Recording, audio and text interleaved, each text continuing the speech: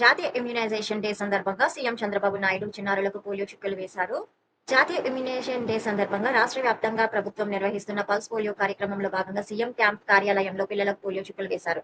అనంతరం చిన్నారుల తల్లిదండ్రులు, కుటుంబ సభ్యులతో ముఖ్యమంత్రి ఆప్యాయంగా మాట్లాడారు. పిల్లలను ఎత్తుకొని కొంతసేపు ఆడించారు. పిల్లల ఆరోగ్య పరిస్థితి, వ్యాక్సినేషన్ వివరాలు తెలుసుకున్నారు. చిన్నారుల ఆరోగ్య పరిరక్షణకు ప్రభుత్వం అందిస్తున్న అన్ని రకాల టీకాలను నిర్ణీత సమయానికి తప్పనిసరిగా వేయించాలని సూచించారు. ఈ సందర్భంగా రాష్ట్రంలో పల్స్ పోలియో కార్యక్రమం అమలుకు చేసిన ఏర్పాట్లను కుటుంబ సంక్షేమ శాఖ అధికారులు ముఖ్యమంత్రికి వివరించారు. రాష్ట్రంలో నేటి నుంచి 3 రోజుల పల్స్ పోలియో కార్యక్రమం ద్వారా 5 సంవత్సరాల్లోపు ఉన్న సుమారు 49.20 లక్షల మంది చిన్నారులకు పోలియో చుక్కలు వేయాలని లక్ష్యంగా నిర్ణయించినట్లు తెలిపారు. ఉమ్మడి కుటుంబ వ్యవస్థ మళ్లీ రావాలి. సీఎం వివరాల్లోకి వెళ్తే, వివిధ ప్రాంతాల నుంచి వచ్చిన పిల్లల తల్లిదండ్రులతో సీఎం చంద్రబాబు ఈ సందర్భంగా మాట్లాడారు. పిల్లల పెంపకం భారంగా ఉంటుందా అని అడిగి తెలుసుకున్నారు. ఉద్యోగానికి, ఉపాధికి వెళ్తున్న మహిళల పిల్లల పెంపకంలో ఎలా సమన్వయం చేసుకుంటున్నారని అడిగారు. ఇంట్లో భర్త, మగవాళ్ళు కూడా పిల్లల పెంపకంలో బాధ్యత తీసుకోవాలని ఈ సందర్భంగా సీఎం అన్నారు.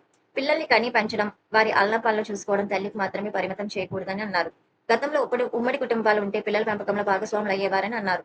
పిల్లలను విలువలతో పెంచడంలో నాడు అమ్మమ్మలు, తాతయ్యలు, ఇతర కుటుంబ సభ్యులంతా ముఖ్యమైన పాత్ర పోషించేవారని గుర్తు చేశారు.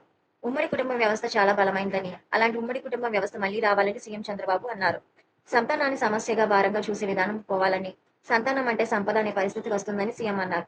అందుకే ఇద్దరు అంతకంటే ఎక్కువ మంది పిల్లలు ఉండేలా ప్రభుత్వ పరంగా కూడా ప్రోత్సహిస్తామని సీఎం అన్నారు. ఈ విషయంలో ముందుగా తల్లిదండ్రులకు అవగాహన పెంచే కార్యక్రమాలు చేపడుతున్నట్లు తెలిపారు. ఈ కార్యక్రమంలో కుటుంబ సంక్షేమ శాఖ commissioner, secondary health director కేవీఎన్ Chakradhar బాబుతో పాటు ఆ శాఖ ఉన్నతాధికారులు, జాతీయ ఆరోగ్య మిషన్ ఎన్హెచ్ఎం అధికారులు, సిబ్బంది పాల్గొన్నారు.